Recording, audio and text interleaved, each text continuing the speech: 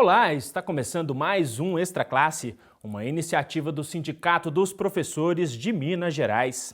O programa de hoje tem o prazer de receber aqui no estúdio a ministra do Tribunal Superior do Trabalho, Delaide Miranda. Olá, ministra, seja bem-vinda, é um prazer recebê-la aqui em nosso programa. Olá, é uma honra participar do programa Extra Classe. Ok, ministra, para a gente começar esse nosso bate-papo, eu gostaria que a senhora se apresentasse um pouco e contasse para a gente um pouco da sua trajetória até chegar ao cargo de ministra do Tribunal Superior do Trabalho. Eu li que a primeira profissão da senhora foi como empregada doméstica, não foi? Sim, eu iniciei a minha carreira como empregada doméstica para ajudar a custear os estudos, morava no interior e concluí os meus estudos na capital de Goiás, em Goiânia, e me formei em Direito. Fui advogada trabalhista durante 30 anos. Iniciei a minha carreira jurídica como advogada do Sindicato dos Professores de Goiás. Foi um dos meus primeiros trabalhos como advogada trabalhista. E há 4 anos e meio eu assumi no Tribunal Superior do Trabalho a vaga de ministra, representando a advocacia. Eu ocupo no Tribunal Superior do Trabalho uma das vagas do 5º Constitucional de representação da advocacia. Agora, ministra, durante essa sua trajetória, a trajetória da senhora, como é que surgiu esse interesse pelo direito, pela área do direito? Essa é uma história que precisa ser bastante resumida. No interior, a população, com muito poucas opções culturais, a população converge para as salas de tribunais de júri, para assistir a sessão do tribunal do júri. E eu fazia isso quando era mocinha. E ficava muito impressionada, com a afluência do promotor de justiça, do advogado ali naquelas sessões do tribunal do júri. Eu concluo que foi daí o primeiro despertar para o curso de Direito. Pelo interesse pela área do direito, Pelo interesse pela área do direito. Agora, ministra, mudando um pouquinho de assunto, assim, saindo um pouco da sua trajetória profissional, enfim. Todos os dados oficiais, ministras, apontam para uma realidade da mulher no mercado de trabalho ainda bem desigual no Brasil e no mundo, né? Elas possuem uma jornada de trabalho maior, recebem menores salários, estão mais sujeitas a discriminações, enfim. Por que ainda hoje, ministra, mesmo com um discurso social de ressaltar o papel e a importância da mulher na sociedade, ainda temos esse cenário tão desigual? Quais fatores aí poderiam explicar esse quadro? A mulher no Brasil avançou muito, principalmente a partir de quando elegemos uma mulher presidenta da República, a presidenta Dilma Rousseff. E a conquista do direito ao voto, que é relativamente recente, mas existe muito por conquistar. Para você ter uma ideia,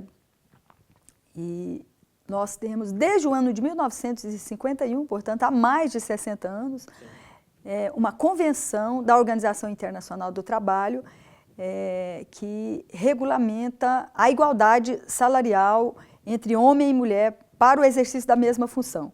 E até hoje não foi conquistado. Nós convivemos aí com uma diferença que, em média, chega a 30% de diferença de remuneração entre homem e mulher exercendo a mesma atividade. Então, convivemos sim com dupla jornada. Na política, o Brasil ocupa o 128º lugar no ranking de mulher na política, com menos de 10% de mulheres representantes no Congresso Nacional, menos de 10% de mulheres nas prefeituras, e é um longo caminho a percorrer. Nós precisamos continuar o nosso trabalho, porque ainda existem muitas barreiras a serem superadas rumo à igualdade. Eu costumo dizer que a igualdade da mulher, ela já é uma realidade formal, tanto na Constituição Federal quanto no Código Civil de 2002, nós temos um cenário jurídico bastante favorável para a mulher. Agora, só falta a prática da igualdade. A senhora diria que há um fator cultural aí também muito forte em torno disso, não é, ministra? Muito forte. A educação, nós estamos falando no espaço da educação, a educação tem um papel muito importante. Algumas entidades sindicais estão lançando algumas campanhas nesse sentido. Iniciar conscientizando a criança do papel da mulher, que ele comece a observar na casa dele o papel da mãe, das irmãs, da professora, né, para a criança se conscientizar da igualdade, inclusive da divisão de tarefas, porque quando o assunto, por exemplo, é empoderamento das mulheres, mais mulher na política, mais mulher no mercado de trabalho, mais mulher em função de poder, tudo isso passa pela divisão sexual do trabalho, pela divisão de tarefas, pelo homem entender o papel da mulher, né? E assim a mulher ter condição de se profissionalizar mais, de se qualificar mais e de buscar o seu espaço no mercado de trabalho. E o que, na análise da senhora ministra, pode ser feito? Quais passos, assim, quais seriam os primeiros passos a serem dados para diminuir essa desigualdade no mercado de trabalho e também para que as mulheres ocupem cada vez mais os postos e cargos importantes em outras áreas, por exemplo, na área jurídica também? Passa por uma conscientização das mulheres a respeito dos direitos, a respeito do papel dela, a respeito de que ela é capaz de buscar o seu espaço nas instâncias de poder, no mercado de trabalho. Eu sempre que falamos desse assunto de conscientização, eu me lembro da frase de uma abolicionista americana chamada Harriet Tubman, que libertei 1000 escravos, teria libertado outros 1000 se eles soubessem que eram escravos. Então, eu transfiro isso para a situação da mulher no Brasil. A mulher precisa... E aí eu não estou falando da minha situação, da situação da professora, da situação da mulher que tem acesso à notícia, acesso ao jornal, aí eu falo mais do geral, né? Nós temos milhões de mulheres no Brasil. Essas mulheres precisam se conscientizar e nós temos essa responsabilidade nessa conscientização. Elas precisam se conscientizar da capacidade e das possibilidades que ela tem na luta pela igualdade, tanto no mercado de trabalho, na política, na advocacia, nas profissões de modo geral, na educação e em todos os setores. Ministra Adelaide, eu vou convidá-la para assistirmos a uma reportagem feita por nossa equipe sobre essa questão dos desafios das mulheres no mercado de trabalho e logo em seguida a gente volta a conversar, vamos lá? Vamos lá. A mulher representa 51% da população brasileira. São 103 milhões de brasileiras responsáveis por mais de 45% da produção nacional e pelo sustento de 37% das famílias. Com mais anos de estudo do que o homem, a mulher aumentou sua participação no mercado de trabalho, mas, em sua maioria, ainda tem menores salários. Nas eleições de 2014, o voto feminino teve o maior peso da história. 52% dos 142 milhões de eleitores que compareceram às urnas. Assim, foi eleita pela segunda vez uma mulher para governar o país, a presidenta Dilma Rousseff. Contudo, esse protagonismo ainda não se reflete na representação política, pois apenas 10% do parlamento brasileiro é ocupado por mulheres. Uma cultura machista que tem origem na história da colonização patriarcal e imperialista. Em 500 anos, muitas lutas e algumas conquistas, mas todos ainda temos muito que caminhar para a real equidade de gênero. Com certeza, um dos caminhos passa pela educação. Não só a escola, mas a família e a sociedade, com todas suas instituições, têm papel fundamental para ajudar homens e mulheres a reverem suas posturas, visando a paz e a igualdade, sempre respeitando as diferenças. Então, ministra, a senhora disse que pesquisa há mais de 20 anos essa questão do trabalho das domésticas e a presidenta Dilma sancionou no início deste mês o texto que regulamenta os direitos dos trabalhadores domésticos no país, que em sua grande maioria são mulheres, né? Eu gostaria de saber da senhora o que muda para essas trabalhadoras e esses trabalhadores com a aprovação dessa lei, não só em termos de direitos, mas principalmente num sentido assim, simbólico. Qual a opinião da senhora a respeito disso? Essa lei ela tem um efeito muito importante, inclusive na reafirmação da identidade dos trabalhadores domésticos, né? Porque tem um recorte de raça e de gênero, porque dos quase 7 milhões de trabalhadores domésticos do Brasil, no mundo são mais de 53 milhões, mas no Brasil são quase 7 milhões, 92% são mulheres e destas, mais de 60% são mulheres negras. E nós temos a exclusão dos trabalhadores domésticos da CLT, em 43, a exclusão parcial na Constituição Cidadã de 88 e, mais recentemente, em 2013, a Emenda 72, que traz no seu enunciado igualdade de direitos. Mas ainda não é a igualdade plena, mas foi um avanço, é muito importante, não só pelo fato de regulamentar a jornada. Para você ter uma ideia, a regulamentação da jornada, a limitação a 8 horas, vem do Tratado de Versalhes no ano de 1919 e só agora, no ano de 2013, os empregados domésticos conquistaram essa limitação. Para mim, isso é o mais importante. Na regulamentação, agora mais recentemente aprovada, no início de junho, um dos pontos mais importantes é a possibilidade de se aplicar a CLT. Aí nós temos ali o regulamento, mas o regulamento permitiu a aplicação subsidiária da CLT.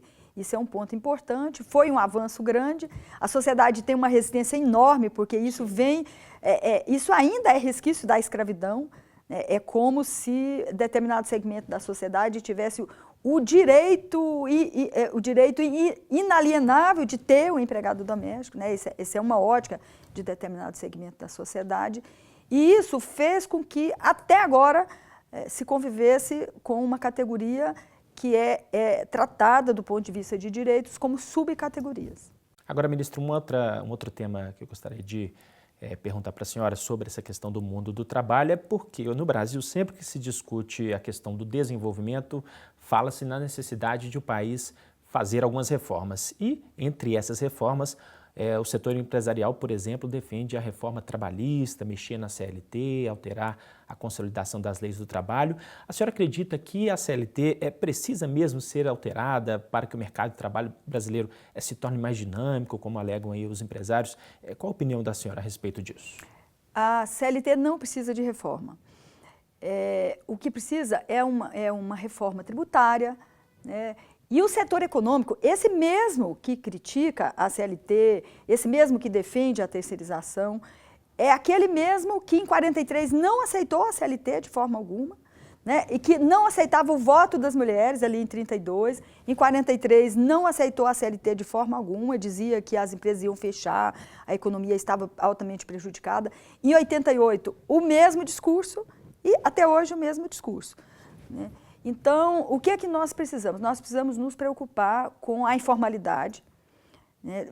Nós temos milhões de trabalhadores na informalidade, isso é um assunto sobre o qual nós precisamos nos debruçar e encontrar uma solução. Algumas medidas têm sido tomadas. Agora, a CLT, ela estabelece direitos mínimos. Quais os direitos que os trabalhadores brasileiros têm? 13º salário, férias, abono de férias. O salário mínimo é um salário ainda insuficiente, tem melhorado, tem crescido, mas ainda é insuficiente. O que o Brasil precisa é o crescimento econômico e precisa se preocupar com a formalização do trabalho, né, com a dignidade da pessoa humana, com a valorização do trabalho. Mas essa reforma de restringir direitos, de precarizar direitos, de retirar direitos, essa não precisamos. Pois é, a senhora falou sobre a terceirização. Esse assunto, esse tema ocupou o noticiário recentemente em função da aprovação na Câmara dos Deputados do projeto de lei da terceirização que amplia, né, essa prática para todos os setores da economia, que agora está em tramitação no Senado. Ministra, qual a opinião da senhora a respeito desse projeto? A senhora já assinou um documento, né, junto com outros ministros do Supremo Tribunal. 19 ministros do Tribunal Superior do Trabalho assinamos um documento com alguns pontos demonstrando a precarização que esse projeto trará. E eu fico com uma opinião de um sociólogo, do sociólogo Ricardo Antunes, e de uma outra socióloga também, a Graça Duque. E a previsão é de que depois do golpe de 64, a aprovação da terceirização na atividade fim, quer dizer, ou seja, amplamente na empresa, é um dos maiores golpes nos direitos trabalhistas e sociais que o Brasil sofrerá, caso seja aprovado mesmo a terceirização. Porque aí nós vamos lidar com empresas sem trabalhadores, escolas sem professores, empresas sem trabalhadores, porque se pode terceirizar tudo, o empreendimento vai gerir apenas a sua administração, a parte de gestão, porque todo o trabalho poderá ser terceirizado. E as mulheres poderiam ser mais afetadas dentro desse cenário de uma possível terceirização ampla, ministra? As mulheres são mais afetadas. Dos problemas sociais mais graves que tem, a mulher sempre é a mais afetada. Quando se fala em tráfico de pessoas, a mulher é a mais afetada. Trabalho análogo ao trabalho escravo, a mulher é a mais afetada. Exploração de trabalho infantil e na terceirização não é diferente. Porque quando se precariza, o trabalho mais vulnerável é o mais atingido. Aquele que tem menos especialização, em que os salários são mais baixos e que afeta diretamente a mulher. Certo, ministra Adelaide Miranda, muitíssimo obrigado pela sua participação e a gentileza da entrevista aqui conosco. Muito obrigada, sou eu que agradeço ao convite do Extra Classe para essa participação. Confira agora a agenda da semana.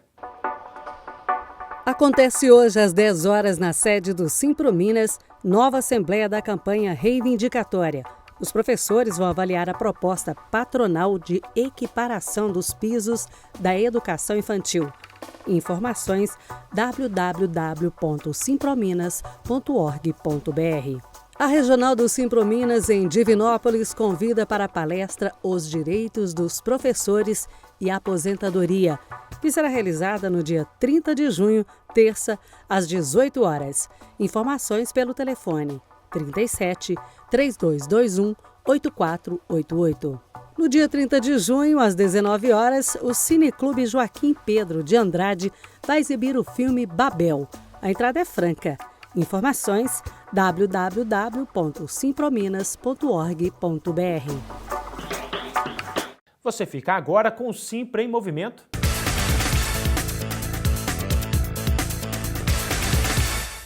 O Simprominas promoveu no último sábado um debate sobre o projeto de lei da terceirização que tramita no Senado. O evento contou com a participação da ministra do Superior Tribunal do Trabalho, Adelaide Miranda. A psicanalista e diretora do Simprominas, Eliane de Andrade, falou sobre a importância de toda a sociedade refletir sobre os riscos da terceirização. Terceirização tem um certo sentido de desvinculamento identificatório do funcionário, do empregado com o trabalho. Então a categoria precisa pensar, todas as categorias, independente da nossa, professores, precisa pensar qual é essa sua ligação com o trabalho que faz, porque afinal de contas passamos a maior parte da nossa vida trabalhando. Se nesse trabalho nós não obtemos uma satisfação psicológica, além da monetária e social, fica muito complicado ser feliz. E quem não é feliz não consegue realmente participar de uma nação de uma maneira adequada. Logo que isso entrar em votação no Senado, nós vamos mobilizar, vamos com professores, com trabalhadores de modo geral, para Brasília, para pressionar esses senadores e não retirar os nossos direitos. A gente fica por aqui, mas para saber mais sobre o Sindicato dos Professores, é só visitar o nosso site. Sua participação é muito importante. Envie sugestões e críticas para o endereço extraclasse@simprominas.org.br. Um grande abraço e até a próxima semana.